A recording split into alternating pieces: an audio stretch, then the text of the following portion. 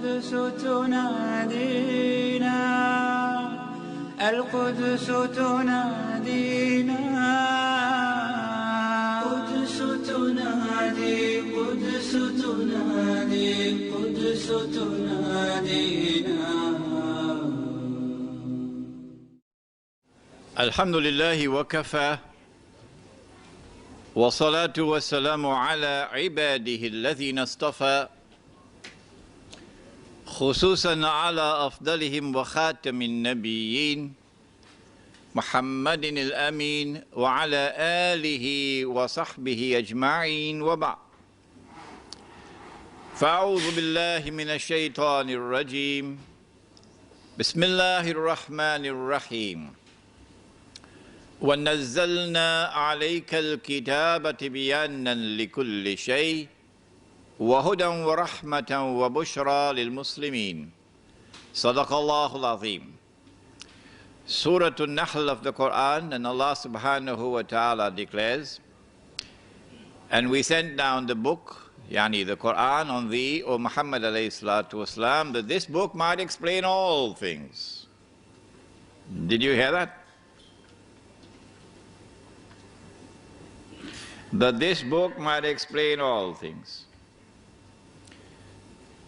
And therefore that this book might explain the strange economy around the world today, in which wealth no longer circulates through the economy, in which the rich are now permanently rich, forever and ever and ever, and the poor are now imprisoned in permanent poverty forever and ever and ever. This book will explain it. This book will explain that strange economy in which the rich grow ever richer and the masses around the world are now being imprisoned in a new slavery. This book will explain it. And in this book there is guidance. How do we respond to that strange world out there? That explanation and that guidance have come from Allah subhanahu wa ta'ala as rahmah. And for those who have the good sense and the wisdom to go search for it through the hours of the night, with tears in their eyes and tears in their heart. And when they find it, Allah subhanahu wa ta'ala blesses them with it. They accept it and they embrace it and they apply it regardless of the price they have to pay. Bushra lahum, good news and glad tidings for such people. They will understand what others cannot, not even with a PhD from the London School of Economics. They will understand what others cannot. And they will succeed when others will not.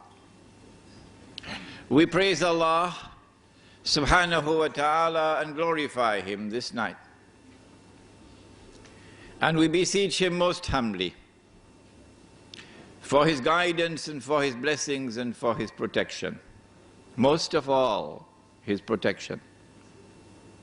For not all who come are friends. We beseech Him for His guidance and His blessings and His protection as we attempt to address and to explain the subject Islam and money, Islam and the international monetary system.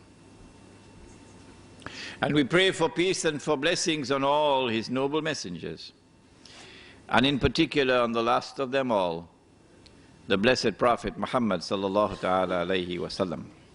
Brothers and sisters in Islam, Assalamu alaikum rahmatullah.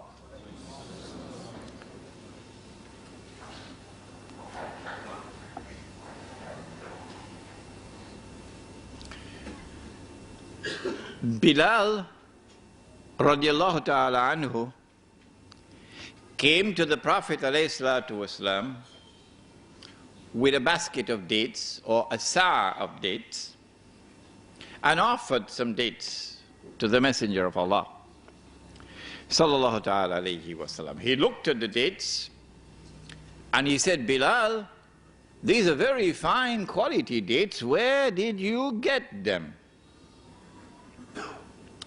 Bilal radiallahu ta'ala anhu replied and said, O Messenger of Allah, I had 2 baskets of inferior quality dates, or 2 sa'as, and I exchanged them for this 1 basket of superior quality dates, or 1 sa'a of superior quality dates. That's how I got them.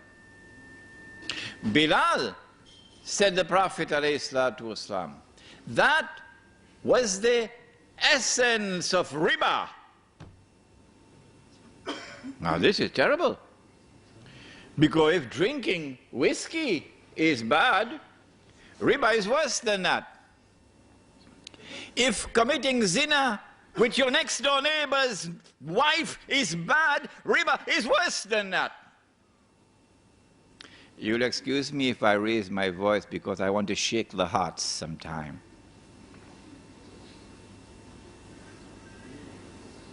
This is the essence of riba. Riba, we know, is lending and borrowing money on interest. When money is lent on interest, Allah declares, that is not business. He says, أَحَلَّ اللَّهُ الْبَيْعَ وَحَرَّمَ الرِّبَى. Allah has made business halal and He's made riba haram. So now to understand why riba is haram, we have to find out, well, in what way are they different? Business and riba. The last man in the world to ask that question is a banker.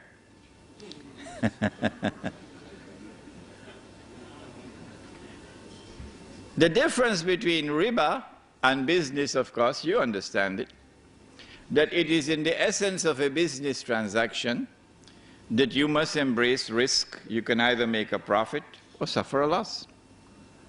That's business. In riba, you don't have any risk. You either eliminate it or you immunize yourself from it by minimizing it. So you could only make a profit regardless of the size of the profit, no loss. Well, what's the harm in that? The harm is that when you eliminate risk, Allah subhanahu wa ta'ala is now faced with a people who have shut the door. He told them, don't shut this door.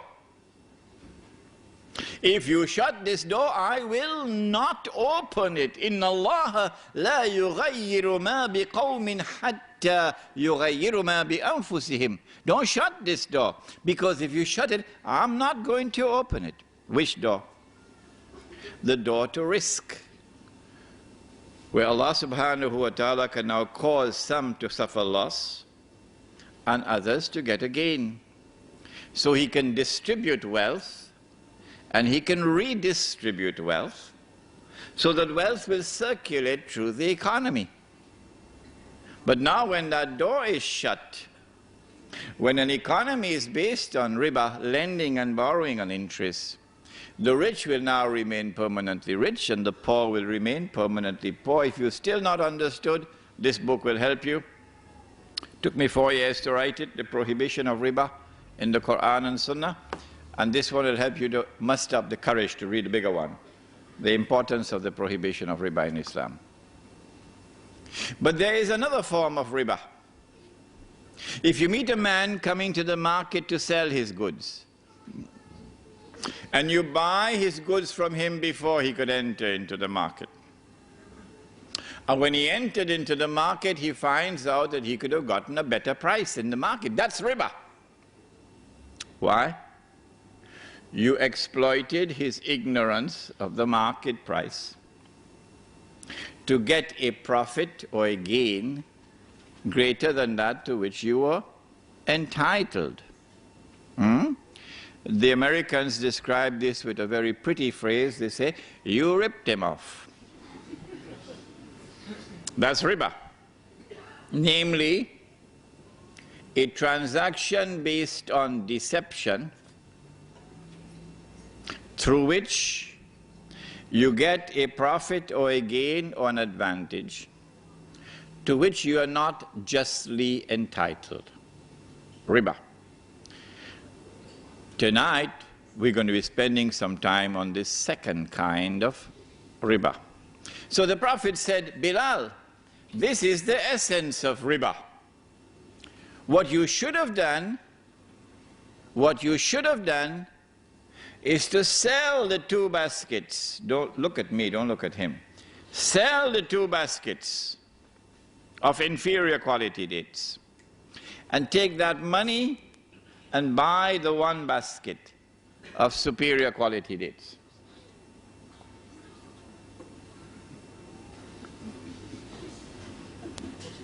And so they had equal value, equal value. And so it was haram to exchange 2 baskets of dates for 1. It was riba.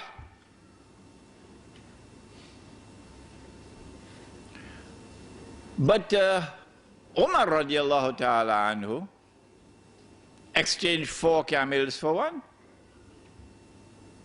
And that was not haram. Why was this haram and that not haram? And Ali radiallahu ta'ala anhu exchanged 20 camels for 1. These 20 may have been baby camels, and this 1 may have been a pregnant camel. And there was not haram. So the question we asked tonight is, why was it haram to exchange 2 baskets of dates for 1, and there was riba, but it was not haram to exchange 4 camels for 1 or 20 camels for 1? That's a good question, isn't it? You're lucky I don't have the time to question you tonight. To answer that question, we must go to another hadith. And you've all heard this hadith before, all of you. It is in Sahih Bukhari. The Prophet sallallahu ta'ala alayhi wasallam is describing a transaction in which there is an exchange of gold for gold, or silver for silver, or wheat for wheat, or barley for barley, or dates for dates. This is the one, dates for dates, or salt for salt. And he is declaring, once it is like for like, it must be equal for equal. 2 baskets on this side, you must have 2 baskets on this side.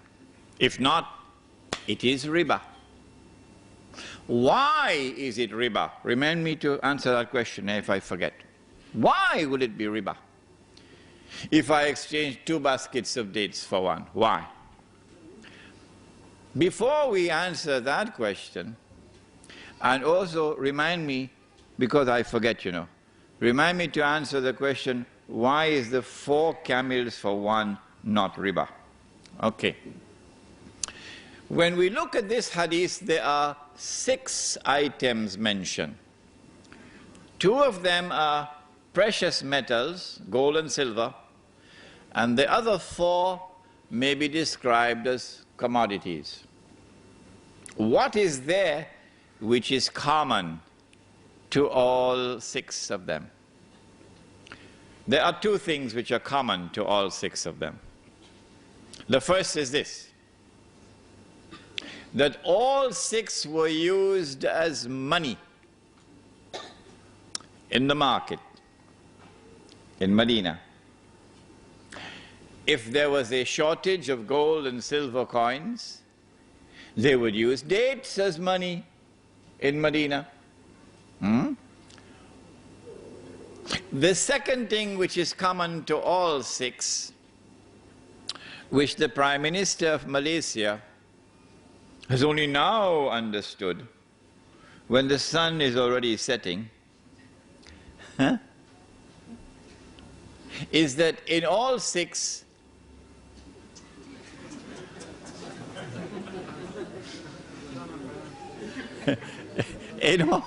In all six, the value of the money is in the money. In other words, in all six, the money had intrinsic value. I heard with my own ears the Prime Minister of Malaysia say a few years ago, of course he's going to be embarrassed now to be reminded of it. He said, money has no intrinsic value. Now he's backpedaling because now he's beginning to learn a little thing from us who are teaching this subject for years now. And so the two things which are common are, number one, all six were used as money. And number two, in every case, the money had intrinsic value. Welcome, brothers and sisters, to Sunnah money. You never heard of it before. You heard about the Sunnah, it's the beard. You heard about Sunnah, Salat. But you never heard about Sunnah money before. First time. What is Sunnah money? Sunnah money is either precious metals or commodities. And Sunnah money is money which has intrinsic value. I leave behind me two things.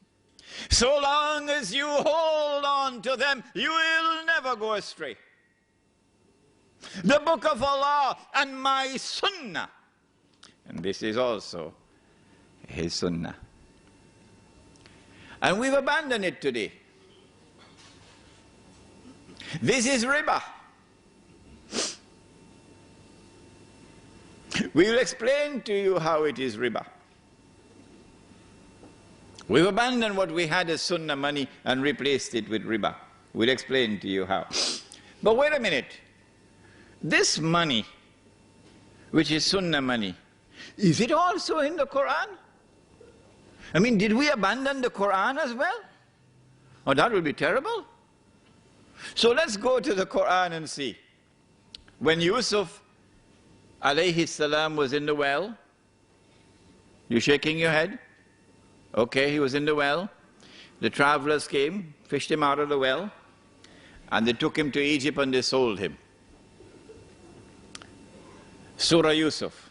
وَشَرَوْهُ بِثَمَنٍ بَخْسٍ دَرَاهِمَ مَعْدُودَةٍ.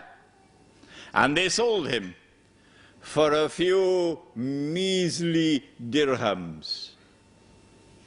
What is this word dirham? A dirham is a silver coin, precious metals.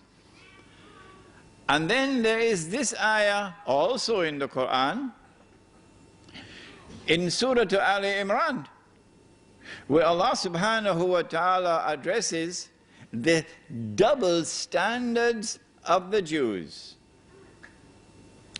And remember, it is not Imran Hussein who is speaking, it is Allah subhanahu wa ta'ala. So if they want to arrest anyone, they're going to have to arrest Allah subhanahu wa ta'ala. Let him try to do that now. وَمِنْ أَهْلِ الْكِتَابِ مَنْ إِنْ تَأْمَنْهُ بِقِنْطَارٍ يُؤَدِّهِ إِلَيْكَ. And amongst the Ahlul Kitab, here it is the Jews, there are those who, if you entrust them with a qintar, 1,200 gold coins, it's about 350,000 US dollars. Could you kindly keep this for me safely? When you want it back, they will return it to you. Why? Because you're a Jew. وَمِنْهُمْ مَنْ تَأْمَنْهُ بِدِينَارٍ لَا يُؤَدِّهِ إِلَيْكَ. But amongst them there are those who, if you give him a dinar, a gold coin, could you kindly keep this safely for me? When you want it back, you can't get it back. إِلَّا مَا دُمْتَ عَلَيْهِ قَائِمَةً. The only way you could get back your gold coin, your dinar, is if you stand there and you pound them and you pound them and you demand it and demand it and demand it back. Why? ذَلِكَ بِأَنَّهُمْ قَالُوا. This is because they argue, لَيْسَ عَلَيْنَا فِي الْأُمِّيِّينَ السَّبِيلٌ. We have no moral obligations to these ummiyun. We have no obligation to maintain an ethical standard with these ummiyun. Ummi, when we use the term, we understand it as one who cannot read and write, but when a Jew uses it, he uses it to mean one who is not a Jew. Gentile. وَيَقُولُونَ عَلَى اللَّهِ الْكَذِبَ وَهُمْ يَعْلَمُونَ. Allah said, but they tell a lie against me, and they know it's a lie. And so in this ayah of the Quran, there is the word dinar. So sunnah money is also money in the Quran. Dinar is in the Quran, dirham is in the Quran, and when Allah speaks of a dinar in the Quran, I can assure you tonight, in GIYC, he's not talking about a paper dinar. He's talking about a gold coin. Sunnah money is in the Quran. I leave behind me two things. So long as you hold on to them, you will never go astray. The Book of Allah, and we've abandoned it. And my Sunnah, and we've abandoned it.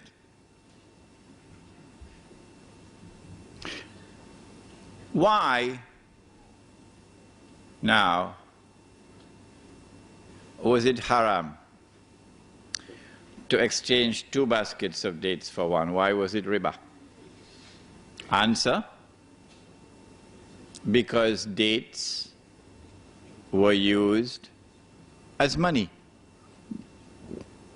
Since dates were used as money, if we permit a transfer of 1 on this side and 2 on this side, we will open the door for money to be lent on interest. That's why. Well, then why was it halal to exchange 4 camels for one? Now, that's an easy question.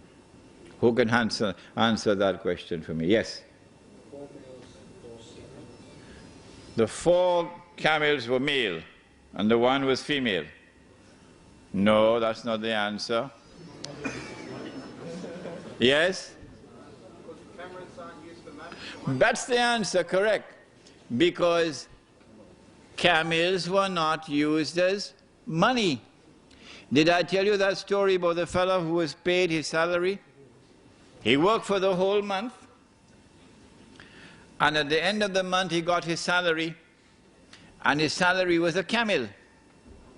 So he was taking the camel home when the camel died. So when he reached home, he said to his wife, salary died. Salary died. So wife said, go tell the boss. So he went and said, boss, salary died. Boss said, when I gave you salary, salary was alive. Salary was alive. Huh? Because animals are perishable. They can die. They can fall ill. If you use animals as money, you're going to have a mountain of problems on your head. And so animals were never used as money.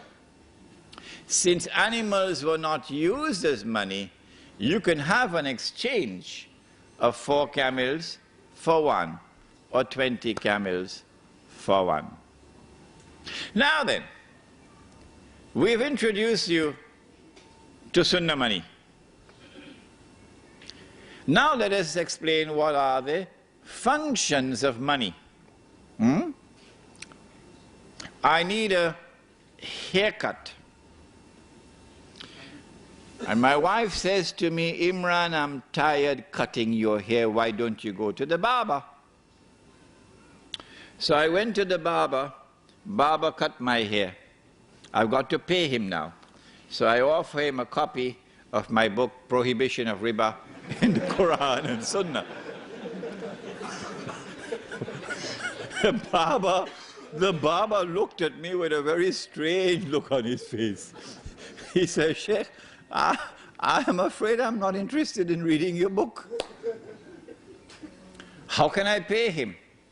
This is called barter.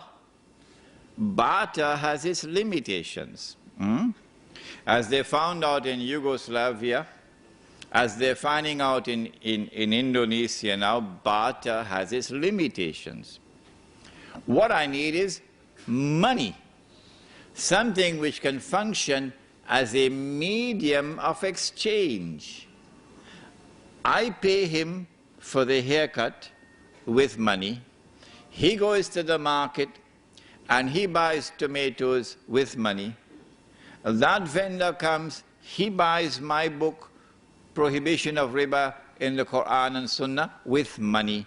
This is now money functioning as a medium of exchange. Allah subhanahu wa ta'ala, who created us with needs which cannot be satisfied except through buying and selling, must also have created money which can function as a medium of exchange. Sunnah money performed that function successfully.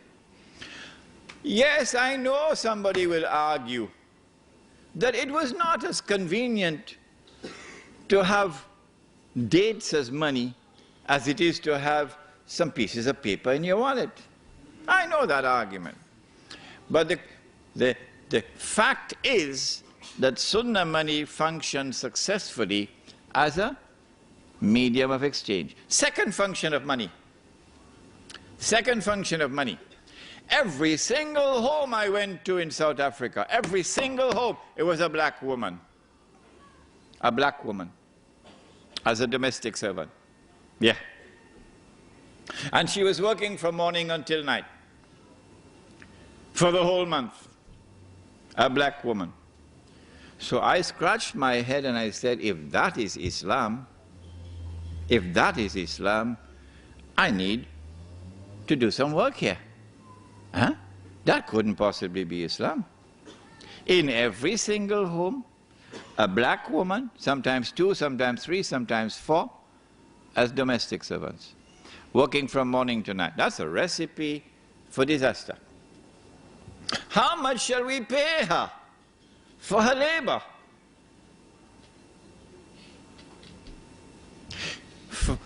One of the functions of money now must be to be functioning as a measure, a value. What is the value of the labor of that woman? She works for the whole month, and a unit which she understands is a bag of corn. They call it mealie, the staple diet of the African people in southern Africa. So maybe 40 bags of corn, maybe 5 or 10 she would use for eating, another 5 she'd use for clothing, another 5 she'd use for transport and so on. 40 bags of corn would be a measure of her value, of the labor. But then there's a third function of money. So long as we use Sunnah money functions successfully as a medium of exchange and as a faithful measure of value, so that she always got what would be a just wage. But there's a third function of money. If I work for the whole month and I get a salary with which I can buy a camel, you remember, and I take that money home and I say to my wife, put it away. 10 years later, when I take it out, it should still be able to buy the camel. 20 years later, it should still be able to buy the camel. In other words, this money should faithfully preserve my 1 month of sweat. And Sunnah money did that. all through history.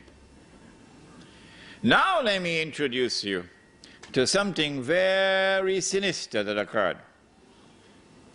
In fact, it was more than something haram, it was riba.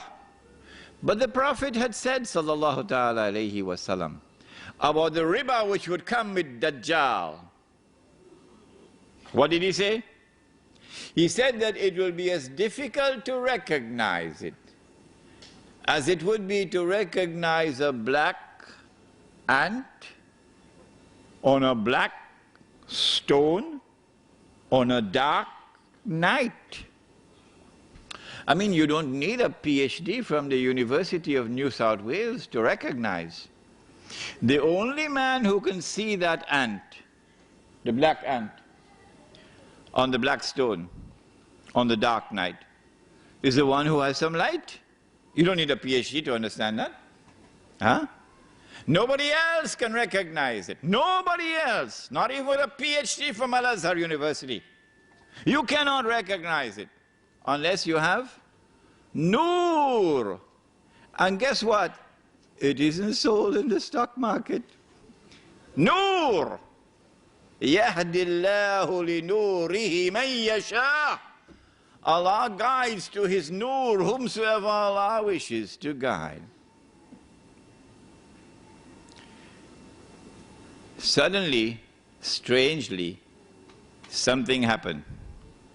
Europe is empowered with a power which the rest of the world combined cannot match. If you think this happened by accident, you should go and buy a house in Disneyland. Yes, that's where you should go and live. Europe is empowered for the first time in its history with a power which the rest of the world combined cannot match.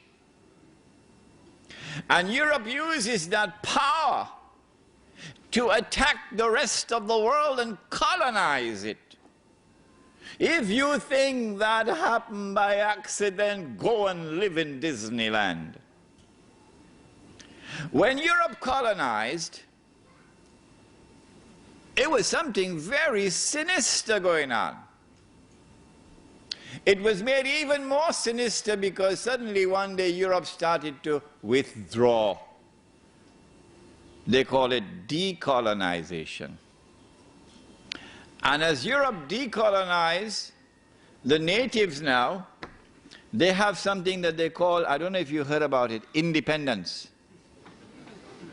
Huh? Independence. And they have a flag, and they have a national anthem, huh? And they have a hodgepodge of an army and so on. And then sometime in the middle of the night, they would have the lowering of the flag and the raising of the flag, and they'll be dancing and so on. And they say, we've got freedom. But the European will be hiding behind a mango tree and laughing his belly out. Look at these one-eyed fools. They think they have got freedom, that they drove Europe out. No, Europe withdrew for tactical and strategic reasons. But before Europe withdrew, decolonized, Europe planted some truly dangerous seeds. But the only way you could recognize those dangerous seeds is if you have Noor from Allah. Not just knowledge that you get from the books. That's important. Yes, that is important. But you need something more than that. The first seed that Europe planted, of course, I told you about it already in my lecture on Imam al-Mahdi and the return of the Khilafah.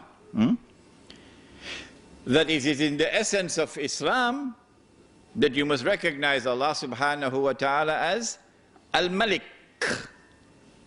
the one who possesses Al-Mulk, sovereignty. That's the translation for Mulk, sovereignty.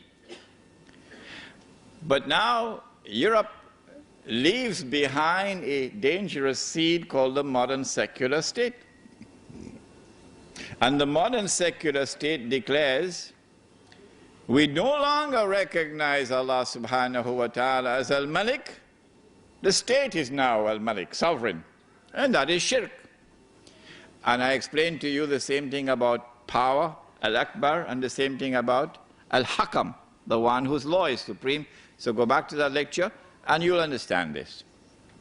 So this was the seed of shirk, political shirk, which was planted. How many Muslims saw it and recognized it? How many of our distinguished and learned ulama, for whom we have respect, we don't speak disrespectfully of them, not at all.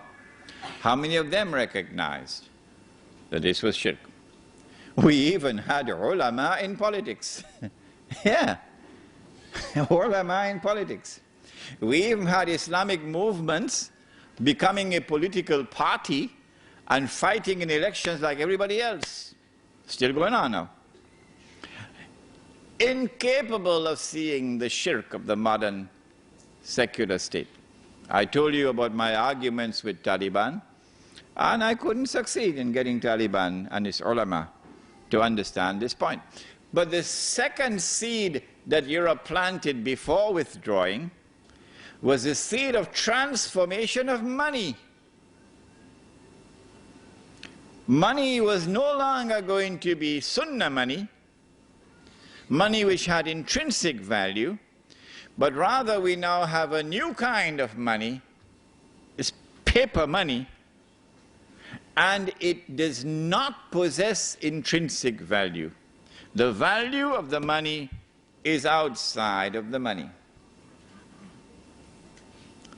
And so now I'm paid my salary in paper. And I am told, Imran, this is very convenient. You can put it in your yes. You can slip it in easily in your wallet. Paper. Huh? Very convenient. So I got my salary in paper. It could buy a camel. Took it home, gave it to my wife, put it away. 5 years later, take it out, can't buy a camel anymore, can only buy a donkey now.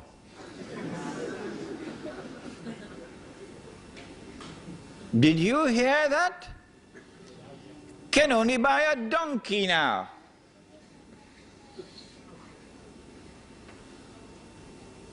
My 1 month of sweat is now reduced. Only 2 weeks have been kept in the money. And 2 weeks of my sweat has disappeared. Is this permissible in Islam? Allah speaks in the Quran in connection with a prophet whose name was Shu'aib radiallahu ta'ala anhu. Bismillahi awwaluhu wa akhiruh. My 1 month of sweat has now been reduced to 2 weeks. Okay? What does Allah say about this in the Quran? It's there in the Quran. It's there. But we don't notice it. The Prophet Shu'aib alayhi salam, and the market or the economy of the people of Shu'aib alayhi salam is a corrupted market. There's a lot of ripping off going on in this market. And Allah subhanahu wa ta'ala responds to it in the Quran, and He declares 3 times in the Quran. Listen to the words. وَلَا تَبْخَسُ النَّاسَ أَشْيَاءَهُمْ. Do not do this. My 1 month is now reduced to 2 weeks. Do not diminish and make less the value of people's property, people's labor, etc. That is haram. And so this money, which is losing value, is by the definition of the Quran haram.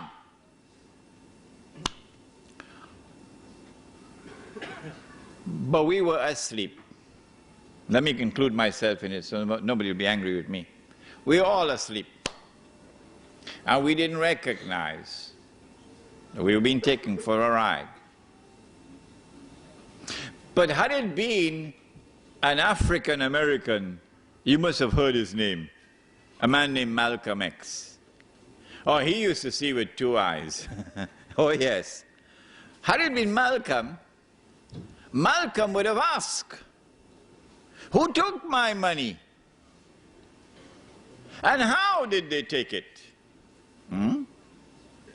And then it would have become clear that my loss was somebody else's gain.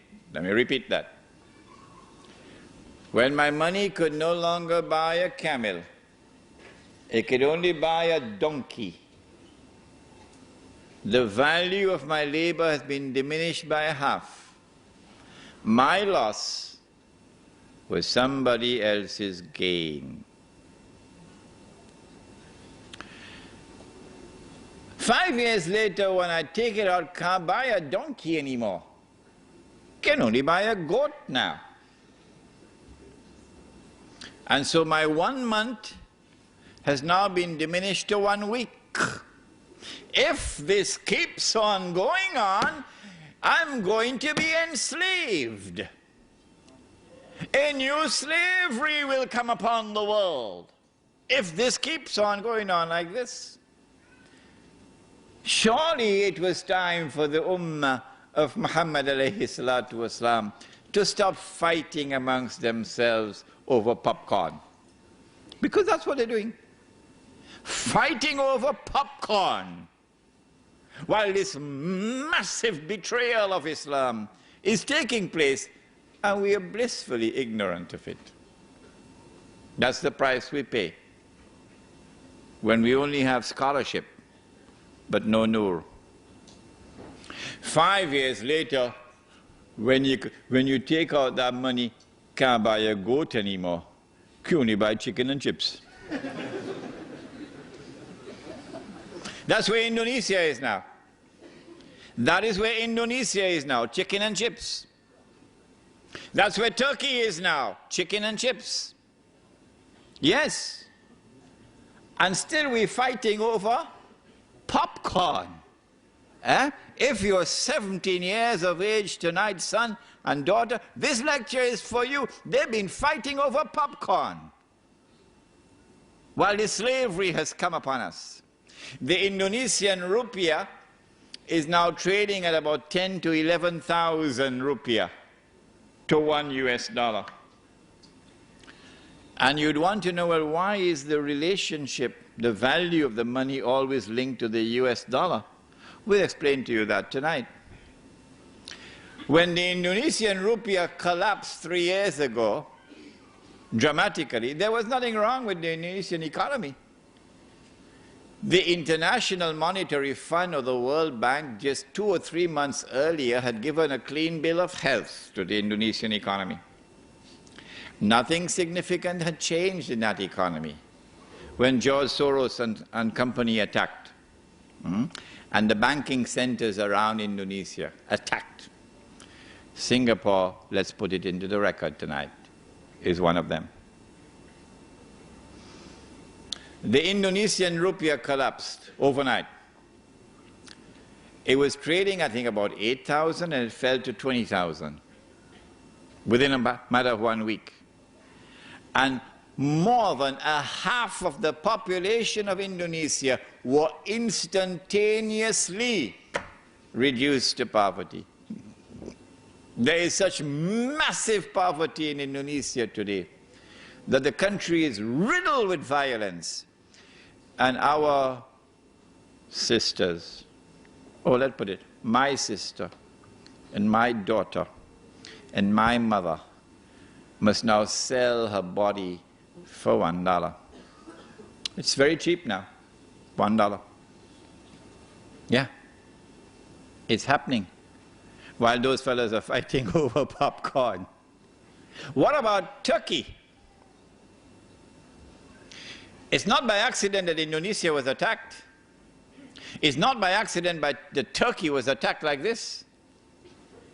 Because the Indonesian is different. He's a warrior, he's a fighter. He'll give his life for Islam, the Indonesian. And the Turkish Muslim in the villages are like that. They love the deen and they'll fight for it and they'll give their lives for it. But Israel needs Turkey. Israel needs the water of Turkey. And Israel needs the support and the alliance of the Turkish military of Mustafa Kemal.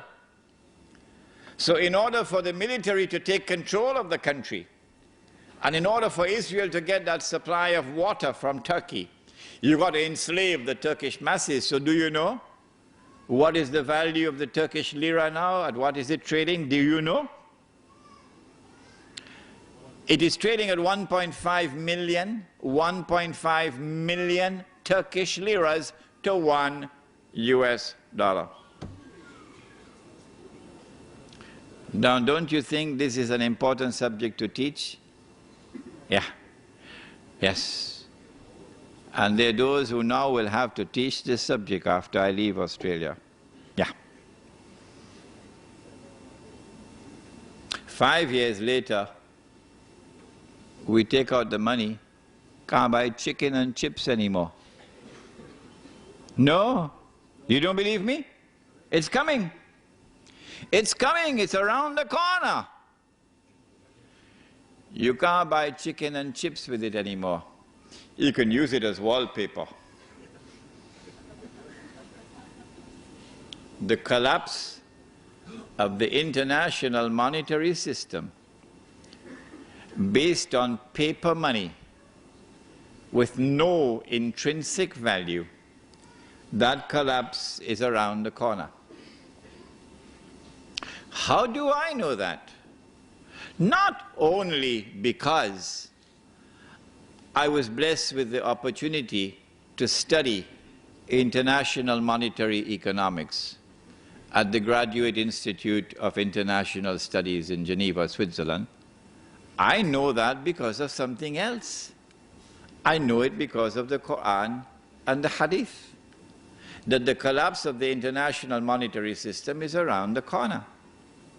When it all collapses, and we'll come back to this, what will be money? What are you going to have as money? When the Australian dollar collapses, and of course if you had any Australian dollars underneath your pillow, hidden away, you can use it as wallpaper. Yeah. What is going to be money after that? Answer is no, not gold, and not silver, and not dates. It's going to be electronic money. Electronic impulses in machines in banks, machines without minds, artificial intelligence. Huh? The plastic you'll use to access the money, but the plastic itself would not be the money. The money is going to be electronic money. So listen to this. I don't know whether you'll be able to digest your dinner now after this. Money is going to disappear. You won't be able to see money anymore. You won't be able to see money anymore. You won't be able to touch money anymore. It's gone. Electronic impulses in mindless machines in banks. We're not concerned with who owns the banks. We're concerned with who controls the banking system around the world. And it is not an uncharitable statement to make. It is a factual statement that the European Jews control the banking system around the world. In the Quran, Allah subhanahu wa ta'ala addresses the subject of your enemy. And listen to what he says. Had this not been in the Quran, oh, they would sue me. لَتَجِدَنَّ, time and again you will find, أشد الناس عداوة للذين آمنوا اليهود. Time and again you will find that those who will have the greatest hatred and hostility and enmity for you would be the Jews. إلى آخر الآية. And so your worst enemy now controls money. All he has to do is to go to his laptop computer and type in a little bit, and he puts $1 trillion in his account. Who's there to stop him? Governments? No, the governments don't control money anymore. Is there any world policeman to arrest him? Hey, what did you do? This is fraud. You just made money like this. Are you God? Only Allah subhanahu wa can create wealth. You did nothing. All you did was to type with your fingers like this, and you put a whole $1 billion in your account. No one can stop them. No one can stop them. And so they control money. And they can do what they want now with money. And they will use that control and that power now to establish what will now be a new financial slavery. And it also has blackmail in it, because they can see everybody's account. They know how much money there is in a community. They never knew it before. They know who has the money. They never knew it before. You could have concealed what money you have. They know how much money he has. They never knew it before. But most important of all, they know how you're using your money. Yes. If they see in the records that you're using your money to buy whiskey, they know they don't have any problem with you. Or you're using your money to pay for prostitutes, you don't have any problems with him.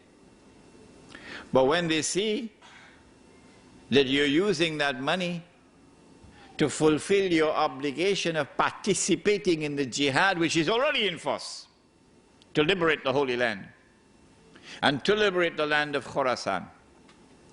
And you have an obligation, a religious obligation, to participate in a jihad when it is in force. This is not fard ayn, this is not fard kifaya, this is fard ayn. When you are not called upon to go and fight yourself, because the leaders of the jihad are not asking for that, they're asking you to send money. They're asking you to assist them with weapons and so on. And now you want to send money, and they see that you're using your account to do that. Guess what they'll do with your account? You don't need a PhD to answer this one. They'll declare you a terrorist and seize your account, or they'll freeze your account. Can they do that? Guess what happened about 2 or 3 months ago in Argentina? Do you know what happened? The government of Argentina froze all bank accounts, all in Argentina, for a whole month, and got away with it.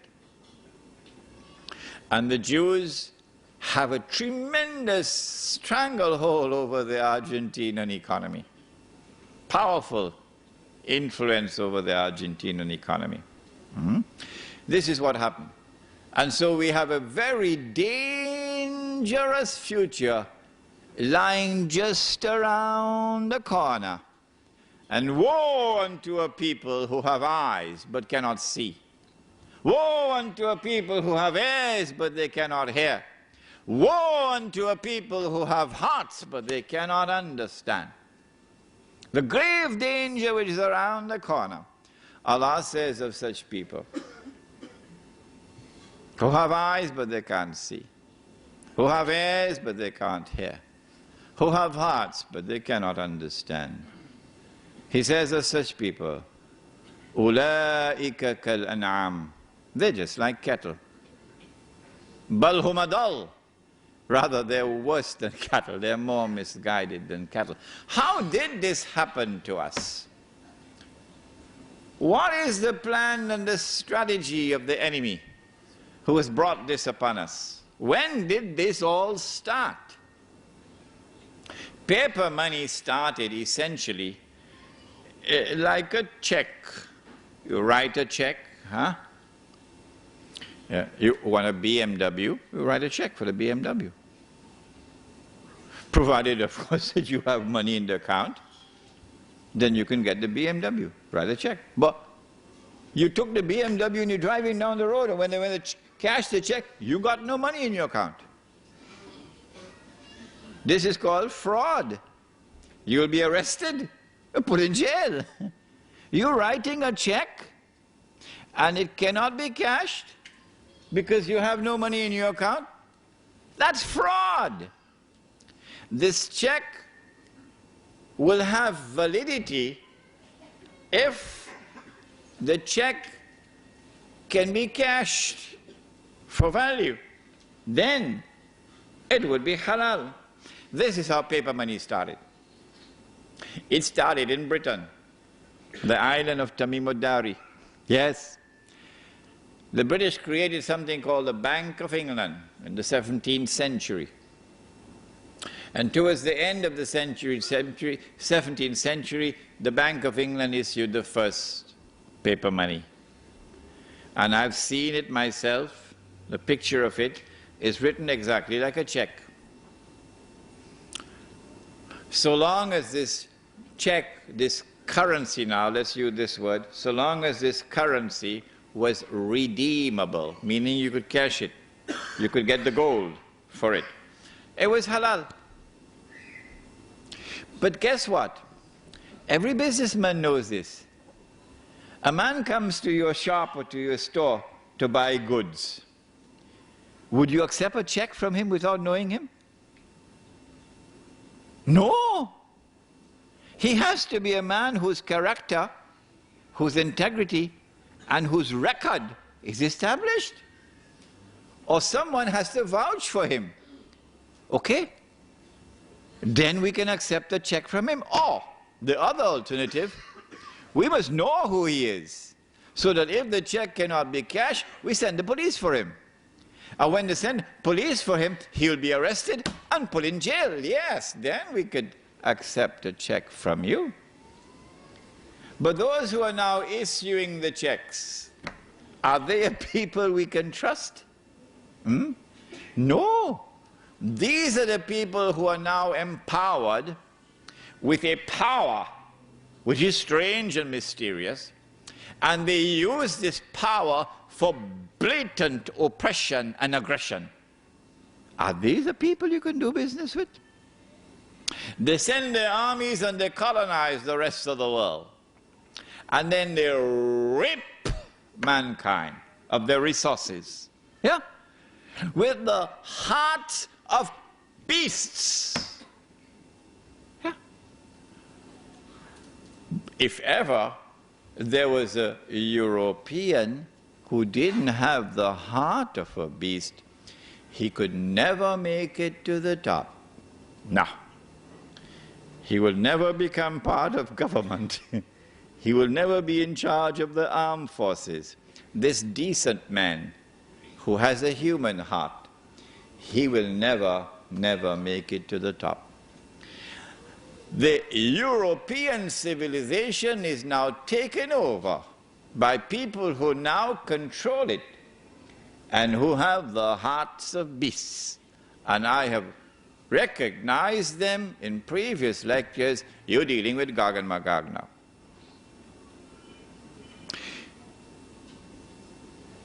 Stage 2 occurred after the end of the Second World War.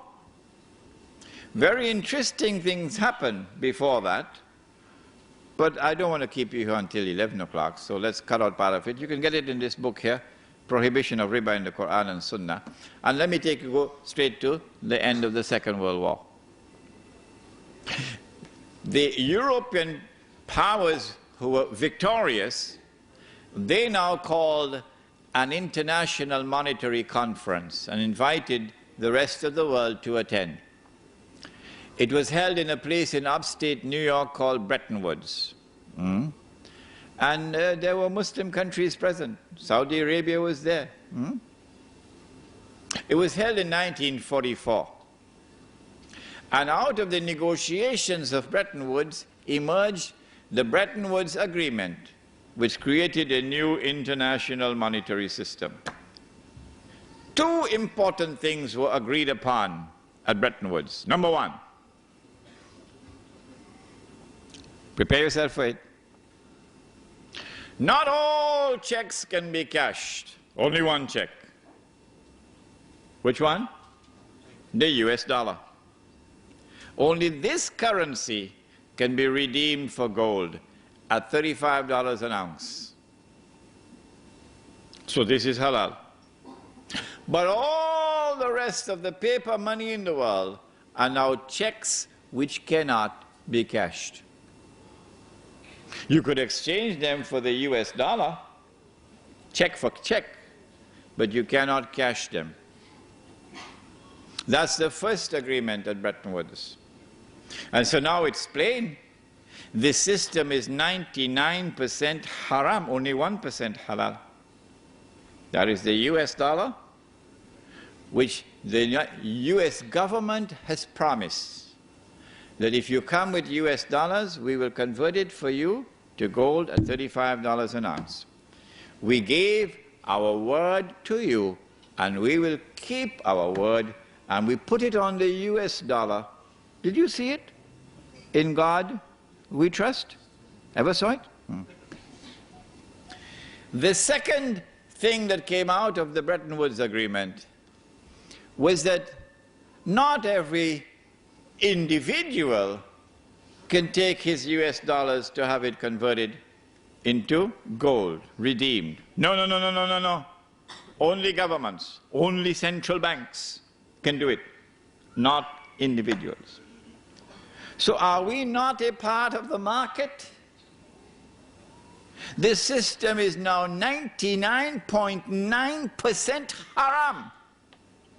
It is only 0.1% halal, meaning that a government can go to the United States and say, here are US dollars that we have, we want you to redeem it for gold at $35 an ounce. You gave your word, now keep your word.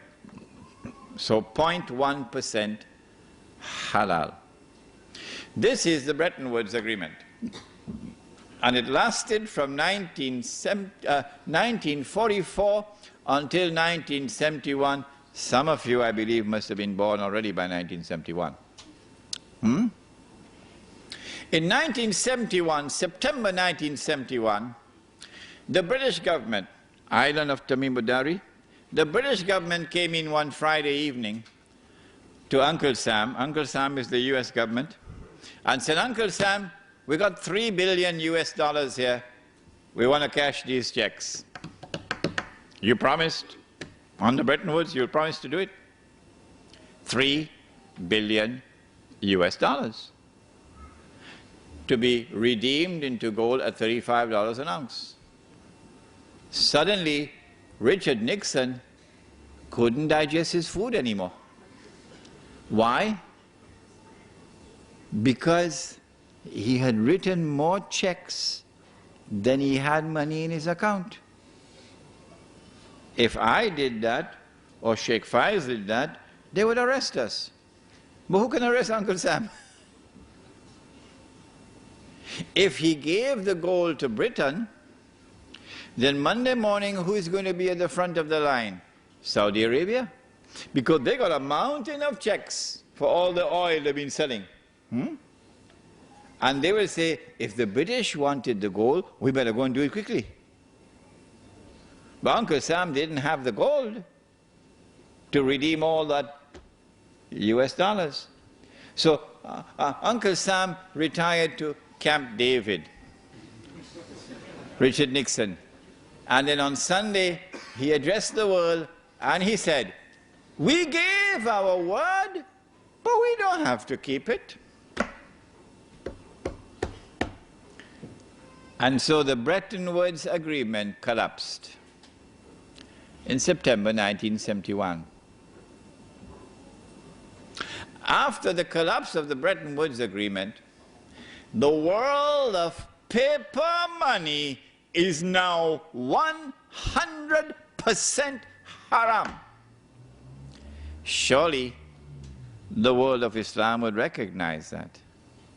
Surely the ulama of the world of Islam would recognize that. But no, it was not to be. Illa masha'Allah. It was not to be. Between 1971 and 1973, an ominous thing was happening. From $35 to an ounce, it started to move to 36, 37, 38, 39, 40. And by 1973, it had reached 40. In October 1973, the war took place with Israel. And King Faisal, for whom we always say rahimahullah, imposed an oil boycott on the United States. You remember? And then all the Arab oil producing states, they also joined in the oil boycott. Guess what happened to the US dollar?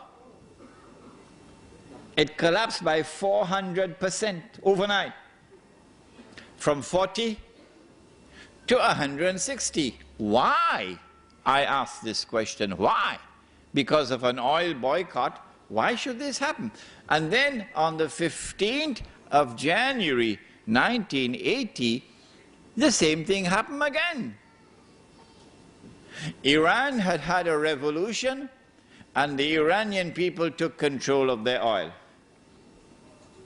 More than that, they were threatening to export their revolution into the Gulf, where the oil is located. And then at the end of December 1979, the then Soviet Union invaded Afghanistan and took over the country. And Wall Street knew the reason why.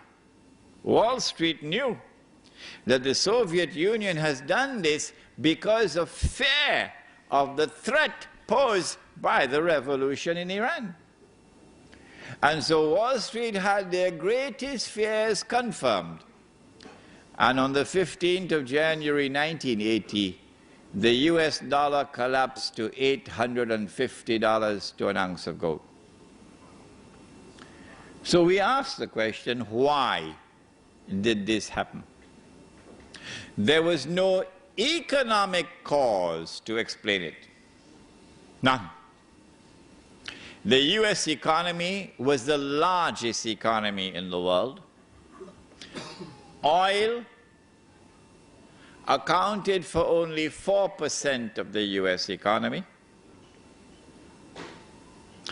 And the United States had enough oil underground to meet most of its own domestic needs. The United States preferred to keep its oil underground and get oil from Saudi Arabia and other countries, because this oil which was kept underground became a strategic reserve. And the oil that they got from Saudi Arabia was free of charge. You didn't have to pay for it. Did you hear that? Huh? Did you hear that? It was free. All that Uncle Sam has to do was to write checks that nobody could cash. One BMW, please, here's a check. Can I have a Mercedes, please? Here's a check. I have no money in my account. Or even if I have money in my account, you can't cash it. So all I'm doing is writing checks. And that's how they're buying the Saudi oil, with US dollars, which cannot be redeemed. They're just like checks which cannot be cashed. Well, then why did the US dollar collapse? There's only one answer. Only one answer. Only one. And that is that Wall Street knew what even our distinguished and respected ulama did not know. Wall Street knew that this entire international monetary system was fraudulent, batil, and that it would collapse one day. And they thought that that day had come. In 73 and again in 80. And so a Wall Street banker would not ask, would the international monetary system ever collapse? No, he wouldn't ask that question. What's the question he will ask? When would it collapse? That's what he would ask. Since 1980, something strange has been happening. And that is that there has not been any more collapses. The US dollar, in relationship to gold, has remained fairly stable for 22 years now. The price of the US dollar, the value of the US dollar in relation to gold, has been moving between, say, $250 and $400, up and down, okay? But no collapse. Why is this happening? The answer is, those who have constructed this system, those who are preparing to bring down this system, and to then take absolute control of the world of money as part of the means through which they will now rule the world. Rule the world. And the golden age would be said to have come back again. And so the Messiah must be here. They're the ones. For that subject, of course, please read this book, Jerusalem in the Quran. It'll explain that subject. What they did was to control the price of gold. Can you control the price of a commodity? Yes, if you can establish what is called a monopoly. Then you can control the price of a commodity. The Prophet ﷺ cursed the one who establishes a monopoly. In the late 19th century, when diamonds were discovered in southern Africa, the Jews were behind the diamond industry, the European Jews. And they wanted to take control of the diamonds, and they wanted to maintain the high price so that the price would not lower. So what they did, they used, of course, a British as a front man, so that Jewish face would not be up front. His name was Cecil John Rhodes. Cecil John Rhodes. And using Cecil John Rhodes, of course the Jew is behind him, Alfred Beat is the Jew behind him, and behind Alfred Beat is Lord Rothschild in Europe, a Jewish banker. What they did was to buy out all the other diamond mines. And those which could not be bought out, they got them to come together in one amalgamated company, which was called De Beers Consolidated.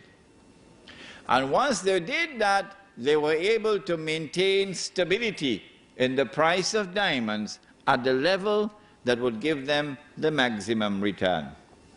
And so this is what has been happening to gold. Not for the purpose of keeping the price high, no.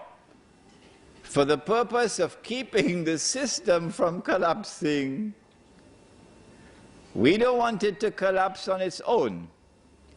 We want to bring it down when it will be in the interest of the State of Israel. That's where we are today, brothers and sisters.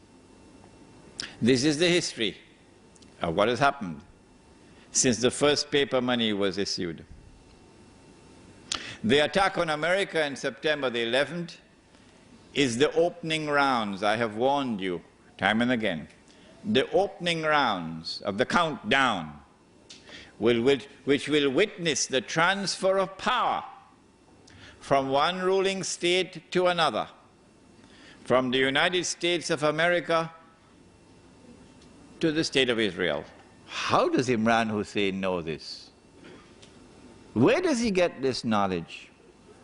Brother, the hadith is there. We've used it as the cover of this book. Sure, you can differ with me.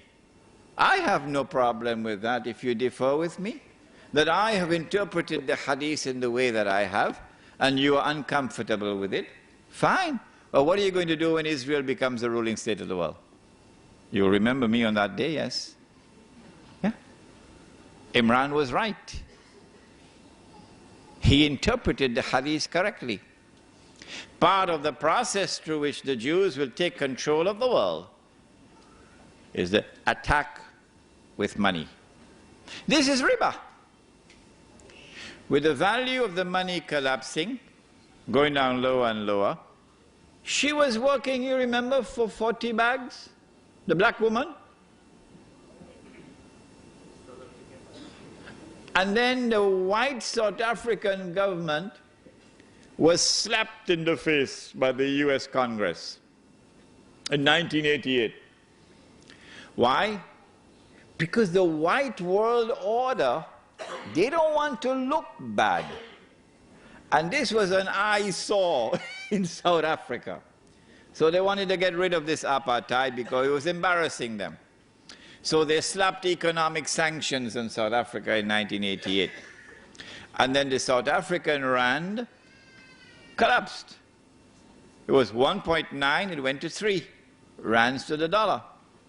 And the woman who was working for 40 bags of mealie meal or corn, she's now getting 20 bags. Huh? And then when the black government gave way, the white government gave way to the black government, 91 or 92, the South African rand had some color consciousness in it. Because as soon as the black government took power, it dropped from 3 rands to 6 rands. Strange things happening, eh? And then when September 11 took place, 2 aeroplanes hit 2 towers, and the South African rand thousands of miles away fell from 6 to 9. And so she was working for 40 bags of mealie meal. And then it went to 20, and now it went to 10. And then about a month or 2 ago, I don't know, it reached up to 12 rands to $1 US before the South African government established a commission inquiry to find out where is this thief. And who is the thief? And so this is riba. This is riba. Why? Because of the verse of the Quran, وَلَا تَبْخَسُوا النَّاسَ أَشْيَاءَهُمْ وَلَا تَبْخَسُوا النَّاسَ أَشْيَاءَهُمْ. Do not diminish, make little the value of people's property, people's labor, people's sweat. It's haram. It is riba because of the hadith. If you rip off somebody, then that's riba. This is a rip-off. When the moment is appropriate, the US Congress has declared that Jerusalem must be recognized as the capital of the State of Israel. Of course, Bush can make a lot of noise. It doesn't make any difference. This is naturally going to cause tremendous anger even amongst those governments in the Arab world who shine Mr. Bush's shoes for him. Even they will become angry. And then Israel launches a missile in Gaza and kills about 12, 14, and injures about 110. Any country in the world today which had done that, the matter would have been in the UN Security Council already. The whole world would have been debating it. Send an army in this country. But Israel has done it, and Israel gets away with it. The reason for this is because there's a deliberate policy at work to get the anger of the Arab masses to reach boiling point. When they are convinced that it is now boiling point, that any little spark will catch the fire, then Mr. Bush must attack Iraq. When the attack on Iraq takes place, among the things that will result would be the collapse of some governments they are hoping. Which one, first of all? Abdullah in Jordan, which is why he's got his suitcases packed already.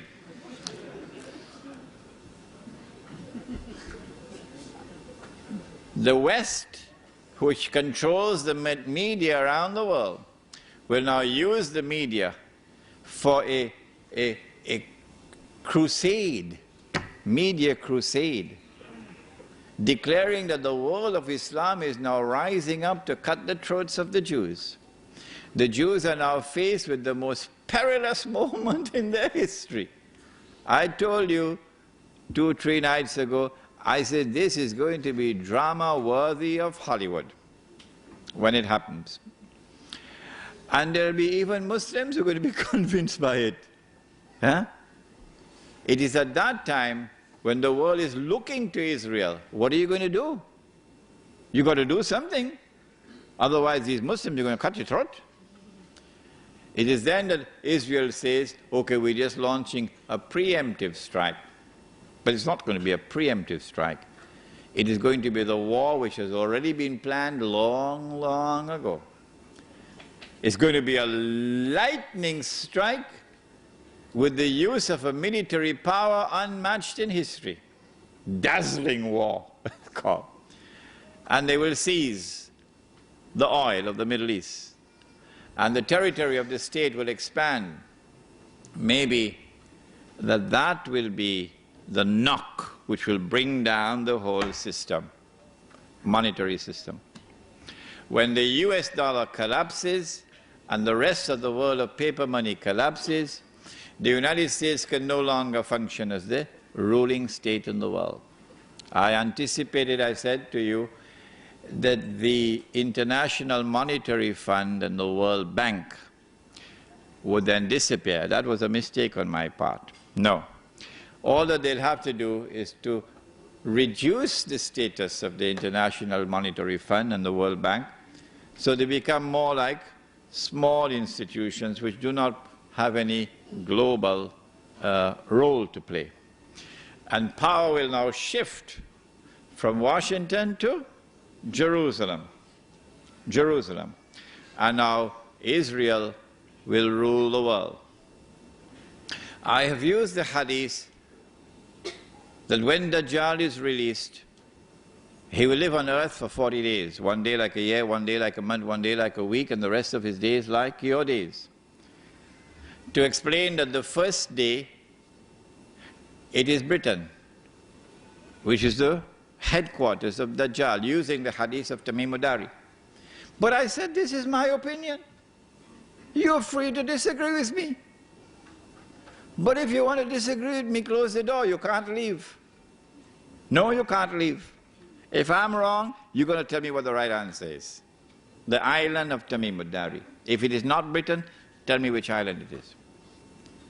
Then I said, if Britain is the island, in a day which is like a year, then a day which is like a month, it's the United States of America. And then a day which is like a week, with the state of Israel. And at the end of that would come a day which is like our day, so he'll be in our dimension of time. So now he appears, he's a Jew, he's a young man, he's powerfully built, he has curly hair, but I say nothing about his eyes. Why? Because when he sees with one eye, this symbolizes external vision. When he's blind in the other eye, this represents internal blindness. So no one can understand Dajjal. No one can recognize the strategies of Dajjal, whether it be the political strategy or the economic strategy or the strategy involved in the world of women, the feminist revolution, no one can understand it unless, in addition to external observation and rational inquiry, he also has nur in his heart with which to see. The question is asked, Sheikh Imran, how can we get that nur? I have only one answer to give to you tonight. And listen carefully and ponder over it, because I'm not going to say anything more than this. If you want nur, why don't you go back in the pages of the book on history? Go back in the pages of the book of history and see who are those who were blessed with nur in our 14 years of history. That's all I have to say.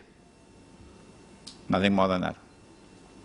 Israel now rules the world for a day which is like a week, and then Dajjal appears, and when Dajjal appears we have the Imam, and then the confrontation, and then the son of Mary, and Dajjal is killed and Gog and Magog are destroyed, and then the army from Khurasan and this state of Israel is destroyed. وَلَا تُقَاتِلُنَّ الْيَهُودَ وَلَا تَقْتُلُنَّهُمْ حَتَّى يَقُولُوا الْحَجَرُ يَا مُسْلِمْ هَذَا يَهُودِيٌّ وَرَائِي فَتَعَالَ فَاقْتُلْ. And then the Holy Land is liberated, and Islam will now rule the world from Jerusalem. Good. Now then, what do we do in the meantime? Do we sit down and wait for the Imam al-Mahdi? No, because jihad is already in force. We don't need any fatwa. The jihad is already in force in the Holy Land. And we already know that 2 out of every 3 who fight in that jihad will be killed. 2 out of every 3 will enter into heaven. That's the better way to say it. So those who live for Allah, bushra lahum, because they will die for Allah. Don't let any government change your mind. What do we do in the meantime? How do we survive in the new world of money? If we had it under the pillow, it's gone, now it's wallpaper. If we had it in the bank and we use it in a manner pleasing to Allah, they're seizing all the accounts, freezing it. What are we going to do? We won't even have money to buy chicken and chips. The answer is simple. Anytime you commit sin, the sin of abandoning the Quran, which we have done, the sin of abandoning the Sunnah, which we have done, we recognize that tonight. Then Allah subhanahu wa ta'ala knocks on the door of our heart and He says, Tubu ilallah. Tubu ilallahi tawbatan nasuha. Turn to Allah. Turn away from the sin. And when you turn, turn with sincerity. Turn with integrity. Don't turn watching behind your back. I'm turning away from it. To turn away from sin is to turn away, to turn towards the Quran and Sunnah. If you have a better answer, let me know. If you're uncomfortable with this, you need not have come tonight. You could have stayed home. You wasted your time. To turn away from this sin, we have to recover the Sunnah. Yeah? We have to recover the Sunnah which we abandoned. The Sunnah money which we abandoned. Tawbah. We seek forgiveness, O Allah, for what we did. And we're going to recover this Sunnah. Whoever is uncomfortable with that, you need not have come tonight. You've wasted your time. You can stay home, go listen to some other Maulana.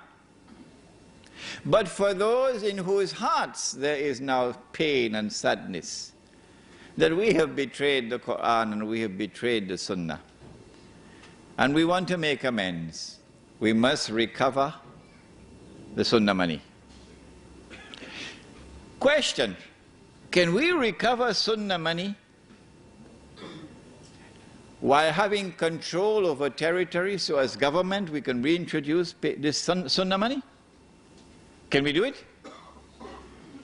My answer is, you need not accept it, my answer is, it is impossible to take control of territory anywhere on the face of the earth today in the name of Islam and restore the Sunnah money as the official money of that market.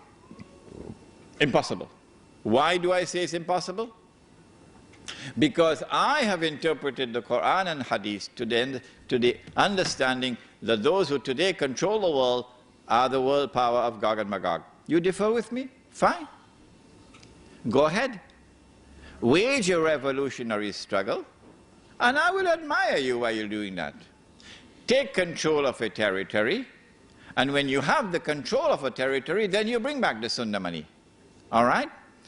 Now then, if you agree with me that it is not possible to restore the Sunnah money at the level of state and government, is there any alternative? The answer is the macro option is not available, the micro option is available. And that is the Muslim village. If you go and find land where land is cheap and where there is water, and you build a village which is small and does not threaten the state, no. And in that village you have a market. In that market you bring back the Sunnah money. Okay, we're doing it in Indonesia, in the island of Java, and we have a shortage of gold and silver coins. What are we going to use as money? Rice, of course, rice.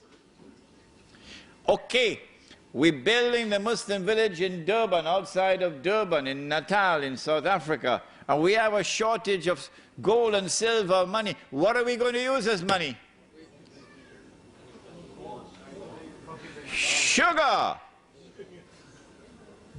Can we use mangoes? No, we can't use mangoes. Sheikh, your money is rotting. Your money is rotting, Sheikh. No. And so if we have a shortage of gold and silver, we can use commodities. But listen to the hadith with which we'll end, because I've spoken already on the Muslim village, and inshallah I'll be writing on this subject. When in Cape Town in Ramadan, I hope I can finish it. Inshallah. The Prophet said, alayhi salatu wasalam, that the river Euphrates will uncover a mountain of gold, and every 100 who fight for that gold, out of every 100, 99 will be killed. And every one of the 100 will be saying, I am the one who will be saved. He said the believers must not touch that gold. There's a second hadith, and you will find these are hadith in this book, the prohibition of riba in the Quran and Sunnah. He said that the earth will vomit from its liver columns of gold and columns of silver. And so there's a massive amount of gold and silver that is going to come. He said that the Messiah, when he comes back, Isa alayhi salam, and the Imam, will be sharing wealth. You think it's paper dollars? What kind of money they'll be giving? US dollars? Oh, you must be joking. No, Sunnah money. Sharing wealth to such an extent that a man who wants to give zakat or give charity can't find anybody who would accept it. This is the tomorrow which is coming for those who hold on during this darkest hour of the night. Allah says in the Quran, فَلَا تَهِنُوا, do not give up, do not despair, do not throw in the towel.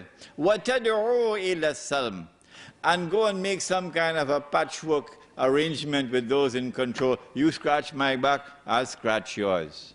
No. وَأَنْتُمُ الْأَعْلَوْنَ. When you should rather be making that effort which will give you that power with which you will have the upper hand over them. وَاللَّهُ مَعَكُمْ. And in that struggle, Allah is with you, not with them. وَلَنْ يَتِرَكُمْ أَعْمَالَكُمْ. And Allah will not allow your effort to be in vain. We pray that Allah subhanahu wa ta'ala may bless all those who tonight make tawbah and commit themselves to the struggle to recover the sunnah money. Before we end, I want you to sit down. Our sisters have complained in the previous nights they never had a chance to go to buy the books and the videos and so on. So tonight, if it is possible, please allow the sisters to go while the question and answer session is going on. So sisters, you all can go now, and if you want to buy any books, you can get them now. Please sit down, please sit down, please sit down. All right, secondly, this here has a very nice history. This is a CD. This is a CD of the book Jerusalem in the Quran. It's not an audio, it's not a video, it is the book itself that you read. There's an Egyptian brother, a beautiful Egyptian brother in Kuala Lumpur, who lost his job.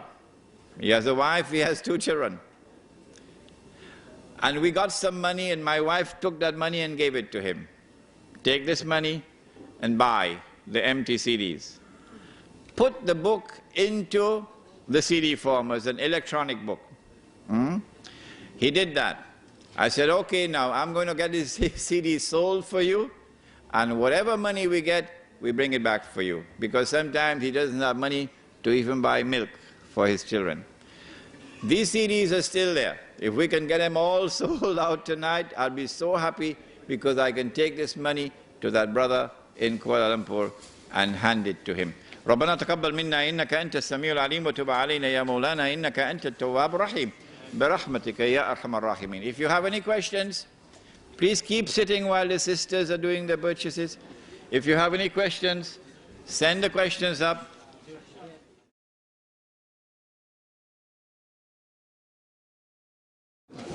You portray the Ottoman Empire as the golden age of Islam. That is not true.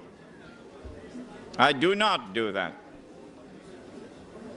What I did was to say that the institution of the Khilafah survived until 1924, even though the seat of the Khilafah had become Mulukiya or monarchy. I never said that the Ottoman Empire represented the golden age of Islam. This is not correct. Why are Muslims and even muftis and shuyukh so vociferous and so vocal about interests and the banking system, and yet they are themselves the first in the key for government grants, for funding, for child allowances, for spouse allowances, for school funding, and a lot. Let me quote a hadith. You will do me a great favor, brothers, if you will be quiet. Let me quote a hadith. I quoted this hadith in Perth, and a Muslim brother got very angry. But I love him. He recited the Quran very beautifully. He got up and he went after me with very powerful language in Perth. Listen to the hadith. It is in the Sunan of Tirmizi. The question is, why are some ulama behaving in this way? It is in the Sunan of Tirmizi. It is narrated by Ali radiallahu ta'ala anhu. And the Prophet alayhi salatu wasalam said, Listen carefully to the hadith. يُوشِكُ أَن يَأْتِيَ عَلَى النَّاسِ زَمَانٌ. It will not be long before that time will come upon us, come upon the people. لَا يَبْقَى مِنَ الْإِسْلَامِ إِلَّا اسْمُ. When nothing will remain of Islam except the name. وَلَا يَبْقَى مِنَ الْقُرْآنِ إِلَّا رَسْمُ. And when nothing will remain of the Quran now except the traces of the writing, namely the guidance which is in the Quran is no longer applied in society. People are not bothering about it. مَسَاجِدُهُمْ آمِرَةٌ وَهِيَ خَرَابٌ مِنَ الْهُدَى. When that time comes, then those people amongst whom nothing now remains of Islam except the name, their masajid would be 5-star. You know what's a 5-star masjid? But totally devoid of guidance. Those people. Not all. Ulama'uhum. Their ulama. Not all the ulama. Their ulama. Ulama'uhum sharrun nasi mimman tahta adimi as-sama. Their ulama would be the worst people beneath the sky. Min indihim takhrujul fitna wa fihim ta'ud. They will be the centers of fitna, a test and a trial for a people, corrupting the people. And so, if you share with me the belief which I have, that we are living in that age today, it is now absolutely imperative for us to seek to make a distinction between those who are the true ulama and those who are now the worst people beneath the sky. Islamic banking systems and projects seem to fail in Pakistan, South Africa, elsewhere. Even the Saudis are now borrowing from the IMF. Is there no way for Muslim billionaires, princes and sultans to bring the true Islamic banking to the masses? I have already spoken on this subject. The Prophet ﷺ prophesied that we would follow those who came before us, step by step. And even if they were to go down into a lizard's hole, he said, we will follow them into the lizard's hole. So they asked, O Messenger of Allah, who are you talking about, the Jews and the Christians? He said, who else? The Jews, long before this, established this banking system which today we call Islamic banking. What Islamic banks are doing around the world is lending money on interest and disguising it as a sale. Yes, I have explained in other lectures how this so-called murabaha operates. I don't think it's necessary for me to repeat it here tonight. Oh yes, we have the videos at the back on the subject of riba, which will explain to you how what they call murabaha is not murabaha, it's false. It is riba, but it's not riba through the front door. It's riba through the back door. And you can tell them, Imran Hussein said, it stinks. It's worse than riba from the front door. And they should be ashamed of themselves for this riba through the back door, the so-called Islamic banking system.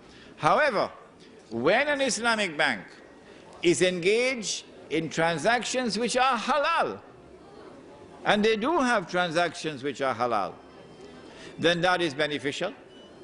What we should do is to try to encourage them to make all of their transactions halal. But guess what's going to happen? If an Islamic bank removes all the haram transactions and becomes totally halal, they will destroy it. Yes, it will be destroyed. It will not be allowed to survive. Yeah. You have trashed publicly the gift of the palm-top computer. Is this Islamic? No, I did not trash it. No. I did not trash it.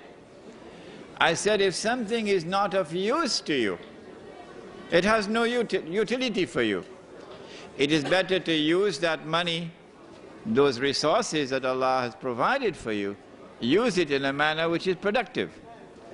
But you do not trash something that someone gives to you as a gift. No, you show respect for a gift, all right?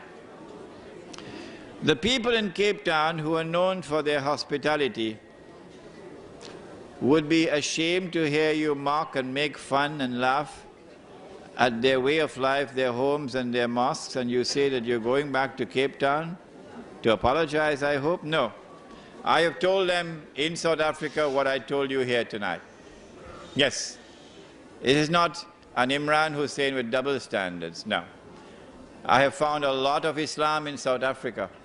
I have found a Muslim community in South Africa in which I have very great pride. Much better Muslims that I've found in many other parts of the world in South Africa. However, I have said to them that it is something extremely dangerous to have a black woman as a domestic servant in every home. Extremely dangerous. That it will be in your interest to try to build a multi-racial fraternity in a Muslim village, where the black and the white and the brown and the yellow will live as a family. And the South African Muslim community has responded positively to that. And there are many now who are actively trying to establish the Muslim village in South Africa, which will bring all the races together as one family. If this is not done, then there is very grave danger awaiting the Muslim community in South Africa. Can we restore the Sunnah money individually in our daily businesses? My opinion is no. What can we do right now about using Sunnah money in today's society? The only answer that I have is that you cannot do it at the macro level. The only possible response that can succeed is the micro level, and that is the Muslim village with a Muslim market. This is the only response I'm capable of. But if now that you have been taught the subject, if you have a better response, please share it with me in an email.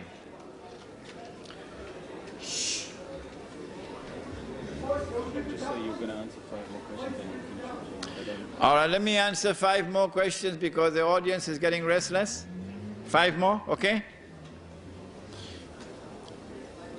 Should we go to the Muslim country to live in the hope of preserving our deen?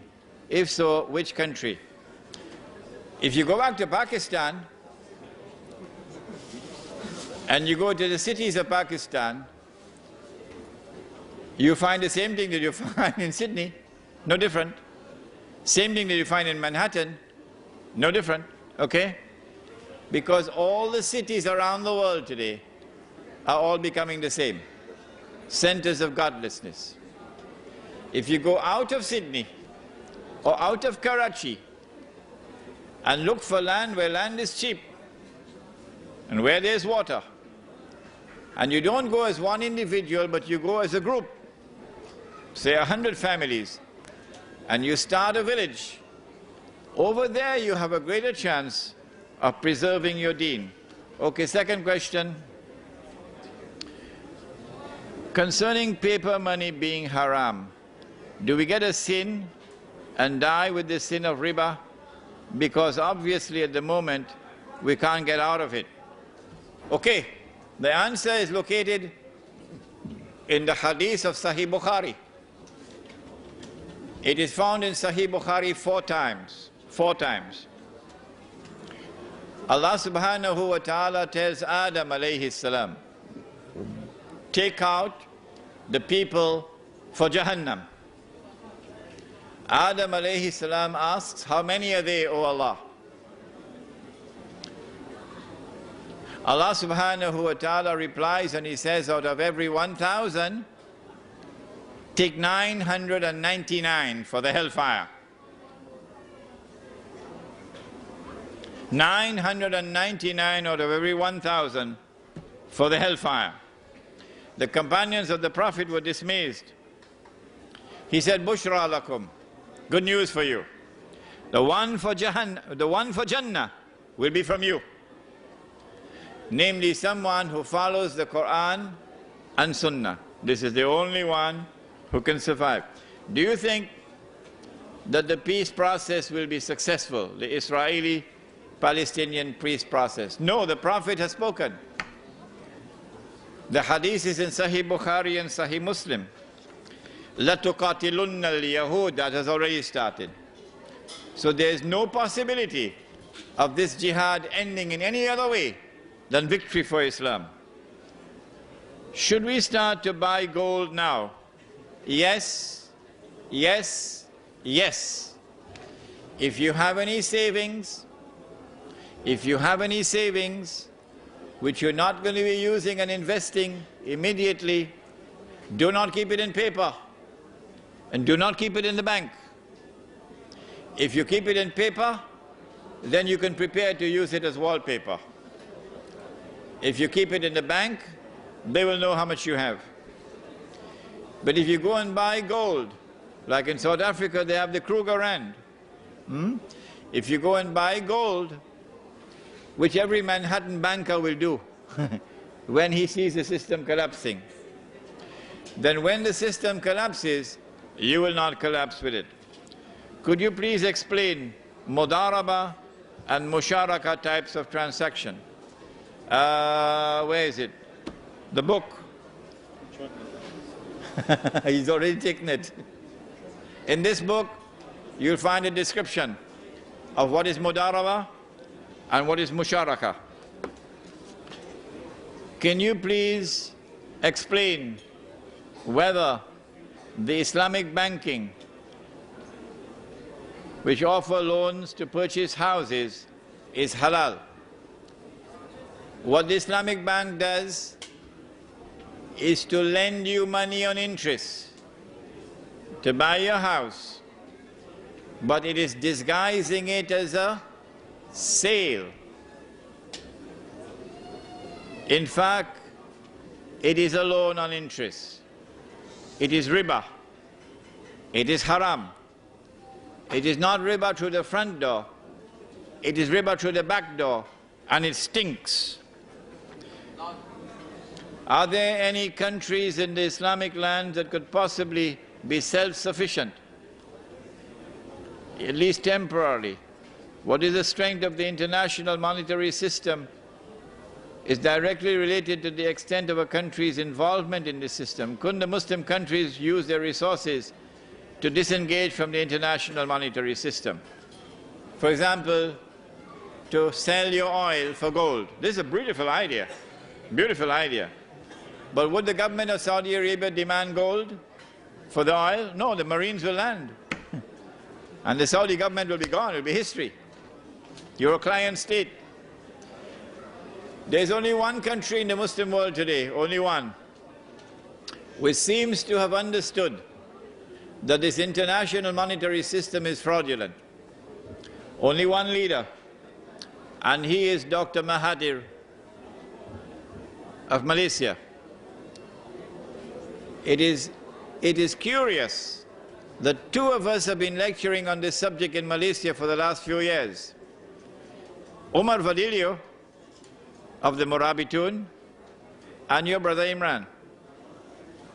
And it seems as though our lectures, because the special branch are always there, to listen to our lectures, that our lectures have reached the ears of Dr. Mahathir. And so now he's seeking to introduce the Islamic dinar, the gold coin. If Dr. Mahathir restricts himself to the use of the dinar only for international trade, the Jews may allow him to get away with it, because it will only be trade between a restricted number of countries and will not affect international trade really. But if Dr. Mahathir makes an effort to introduce gold and silver coins in the market as legal tender, I think they'll kill him.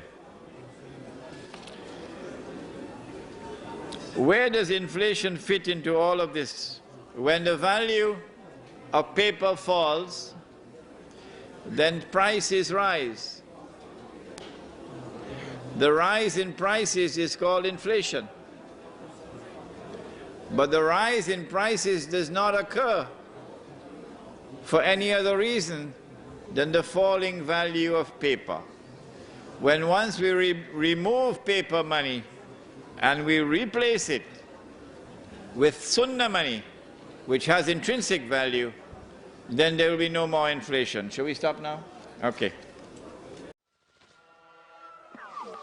القدس تنادينا القدس تنادينا القدس تنادينا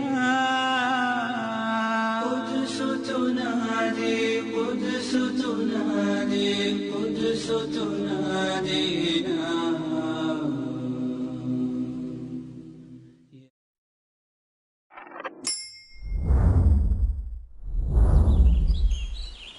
One Islam Productions, an Islamic film studio established in Australia, is dedicated to producing films for all Muslims. Just some of the films by One Islam Productions: children's programs, Islam for Me, We Remember Allah, Storytime, and more.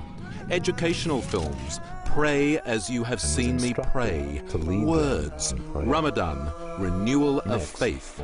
Documentaries. We at One Islam Productions believe that Islam is precious and deserves to be presented in only the highest quality. Visit us at www.oneislam.net for more information. One Islam Productions, a film production company run by Muslims for Muslims.